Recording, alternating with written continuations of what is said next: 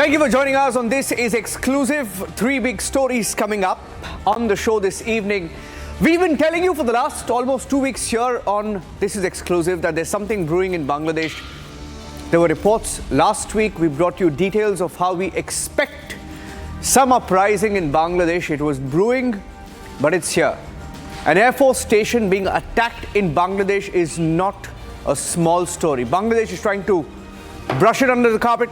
We have some exclusive pictures and details, breaking updates on the show. Here are the headlines.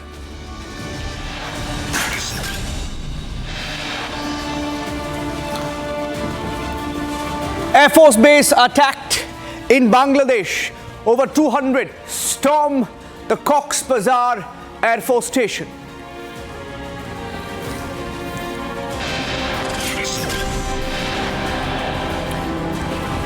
Annamalai speaks to Republic TV on the language controversy.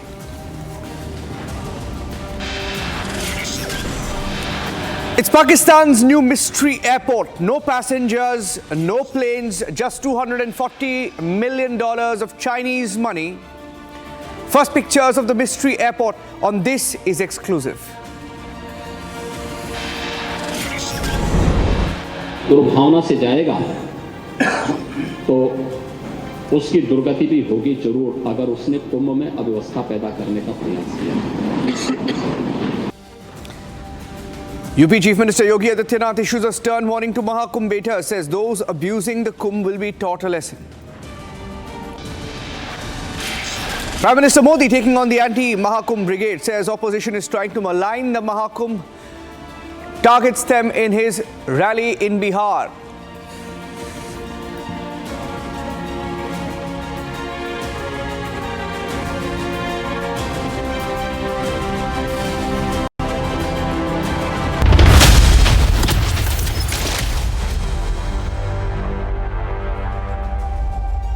When the Muhammad Yunus government was sworn in, we told you it's not going to last. We knew that Muhammad Yunus and all the radicals he was breeding in Bangladesh, supporting in Bangladesh, would come home to roost. And they are biting the Yunus government already. Breaking news with more pictures this evening of the attack on the Cox's Bazar Air Force Base in Bangladesh. We have new pictures coming in. And Bangladesh Army has also admitted, Bangladesh ISPR has admitted the attack on the Cox's Bazar Air Force Base. Those are latest pictures. Look at that exclusive video on Republic of what happened outside the Cox's Bazar Air Force Base this afternoon. The release from Bangladesh saying that a local, they're calling it a local, the Bangladesh Air Force and the ISPR. There's also some audio on that. I'll keep that audio also on. Release saying a local had been brought inside the Air Force Base for questioning from a checkpoint as he did not have the necessary documents for his motorcycle. The ISPR in Bangladesh confirming that 200 people from an area advanced towards the Air Force Base in Cox's Bazar while Air Force personnel blocked their path. And as the number of locals increased, a clash took place between the Air Force personnel and local miscreants near the checkpoint. It's essentially a very, very nuanced way of covering up the truth by putting out some warped sentences in between to say that there was some checkpoint and some locals marched. The truth is, this was an attack on the Bangladesh Air Force Base, a Pakistan-like attack, an attack like how you have seen in Pakistan over the years. And this comes a few days after Pakistan's ISI met with Bangladesh's army.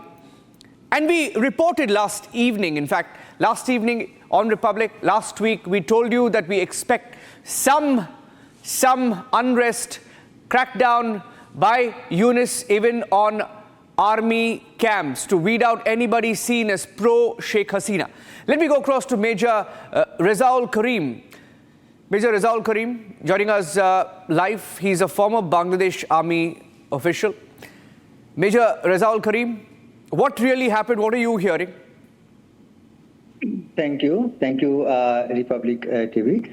Actually, yes, there is an incident in Cox's Bazar, but there are also some exaggerations in the media Actually, the incidents happened in Cox's Bazar. There was some incidents between the miscreants and the Air Force members.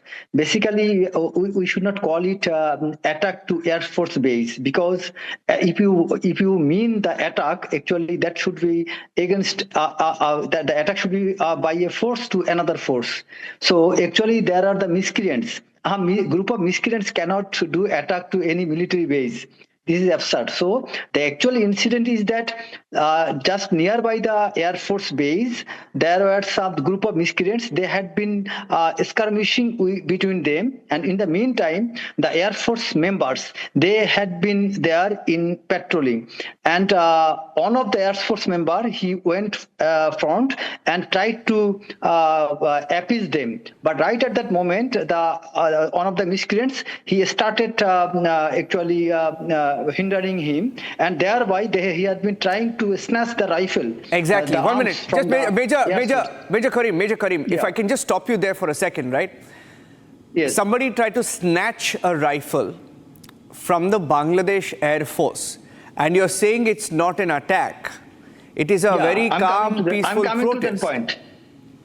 I need to stop you, because you see, for the miscreants, they will try to, and you know, in Bangladesh currently the media is exaggerating, and the media want to get some vibrating facts, and the miscreants, they had been taking that opportunity. They want to be highlighted in the media, so they were not successful to take the arms, but they had been trying to do some. Since we get Major Karim.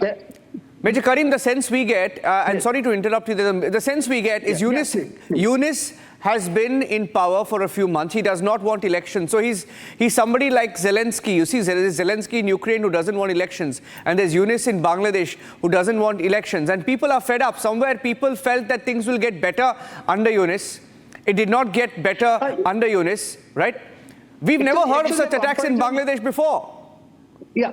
Actually, the comparison between Zelensky and Yunus, I don't think that... Both were planted and backed and supported by the deep state. You know that, right, Major? Yeah. No, You served in the army. Zelensky's role is a wartime role. Between Ukraine and Russia, there is a war, and in Bangladesh, it's not war; it's a domestic violence. Actually, the previous domestic violence. Thank you for saying that. You're admitting it's domestic violence. You have just admitted it's domestic violence. Domestic violence and war, there is a far difference. No, I was talking about the quality. I was talking about the attributes of the two leaders, that both are not really facing elections. Both of them are running away from elections, right? And both of them are autocratic in many ways, correct? That's what I was trying to refer to, yes. Yes. So here, actually, yes, all the political parties, including the previous government, Awami League, they are also trying to see the election as soon as possible. And one of the biggest political party, Bangladesh Nationalist Party, BNP, Jamaat Islami, all the political parties, they're expecting to have the election as soon as possible. But the interim government, they want to have certain reformation, and they're feeling that without reformation, the democratic process cannot be established. So now the group of people, those who are expecting the election, they are not agreeing the sentiment or the plan which is mentioned by Dr. Mohammad Yunus. So they are trying to unstable the government. But I know. But let me tell you, you're trying to very sort of put it in a very sophisticated way. That the crux and takeaway of what you've just said is that parties want elections. Yunus is not ready for elections. That's the biggest takeaway. It ends there. It's not Yunus. Basically, he wants the reformation. His government board. I don't know what reformation. Yunus, his government. Okay. We'll leave it only because I have to move on to the next story. Major Karim, thank you. We'll get you back on the show a little later. I request you to join us once again. Those are the pictures that came in. I'm moving on quickly to the next breaking story on This Is Exclusive. Right now, ladies and gentlemen, let's quickly move to the big breaking story from Pakistan.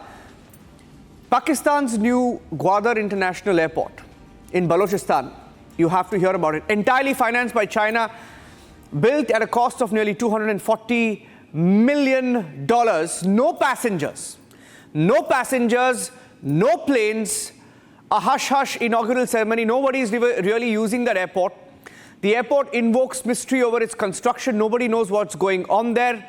Located in the coastal city of Gwadar, and completed in October 2024. This airport is a stark contrast to the impoverished restive Balochistan, which wants to break away from Pakistan. Nobody is using that airport. That airport is empty. They called it a transformational development project, but there's scant evidence of change in Balochistan. Balochistan wants to break away from Pakistan. Let's tell you all about the conditions of the people of Balochistan. The city isn't connected to the national grid. Electricity to Balochistan comes from neighboring Iran or from solar panels. Pakistan has not even been able to give them electricity connection. And there isn't clean water in Balochistan. And these are pictures that we've accessed for the first time, perhaps, of that airport that we are talking about. An airport with a 4 lakh passenger capacity can hold up to 4 lakh passengers for a city that has only 90,000 people. There are 90,000 people in Balochistan, in Gwadar, and there is an airport made for 4 lakh people. The capacity is 4 lakh, but population is only 90,000. Can you believe that? Because it's not for the people, it is for China. China, through this airport, has secured access to its citizens. And these are the pictures coming in. We have some more breaking news coming in. Let's get you the next breaking news. Okay, the inauguration of the Gwadar airport delayed due to security concerns. There were fears that the area's mountains and their proximity to the airport makes it ideal for an attack and to be used as a launch pad.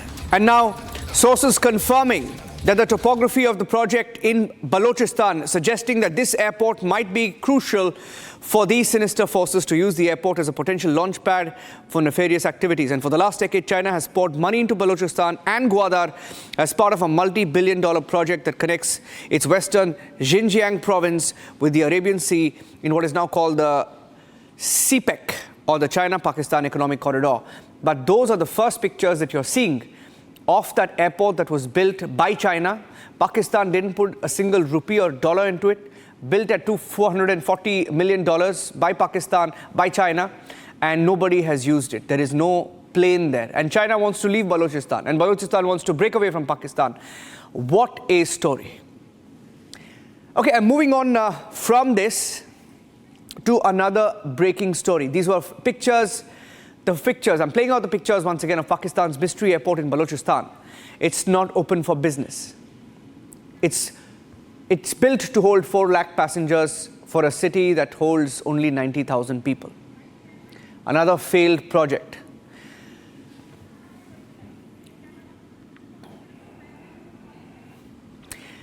And on the show this evening, we spoke to K. Annamalai, the Tamil Nadu BJP chief, who's fighting the DMK head-on. There's a language controversy with the DMK and some other parties claiming that Hindi is being imposed on the people of Tamil Nadu, to which Annamalai had a very strong counter. He said, these people are the biggest hypocrites because their family members, their MPs, their MLAs run schools, make millions of rupees, crores of rupees they earn in these schools through education, where Hindi is the third language, including in Tamil Nadu. He exposed the DMK and their leadership. Take a listen. Now, let me start with the language controversy because that's the biggest headline. Everyone's talking about it. Now, there seems to be a design. I don't know how you look at it. But even today in Karnataka, it's become a big flashpoint, language, right? In Tamil Nadu, it is a big flashpoint, language. Now, do you see this as a deliberate political design given that they've lost the election in the recent past? You know who I'm talking about? Sir, if I am being very honest and frank with you, in fact, I really want this to happen in some way, sir. TMK to aggressively go on this. Because this is a great opportunity for Tamil Nadu to show the rest of Bharat that we have moved beyond 1965 model. And many political parties in Tamil Nadu, including DMK, they haven't updated their software. Their software is still 1965, it is struck. When Hindi imposition was happening, fine. Tamil Nadu revolted, there was an argument to it, that's a different argument. Be it the old education policy, 68, 1968, 1986, 1992, everything had a prescriptive formula. Hindi is compulsorily a third language for Tamil Nadu. So people naturally felt offended. How can you impose something? I will voluntarily read it, but don't impose it. Now, very first time we are looking at a national education policy, which is not prescriptive for the third language, which says you pick up one Indian language and read it. Now, we believe it's a great opportunity for us, one as a party, second for the Tamil people. All this so-called controversy which DMK is trying to create, people can come clear out of this. And I'm happy in a way this is happening now, because once for all, Tamil Nadu will speak in 2026. Till 2026, nothing is going to happen, sir. DMK is adamant, is hell-bent, will make sure that NAP is not accepted in Tamil Nadu. Three-language policy will not be accepted in Tamil Nadu. But I believe BJP as a alone party, every single party is one side, saying only two language, no third language. We alone say, no, as a political party, Tamil Nadu is ready for third language. People want to speak a third language, starting from their school level.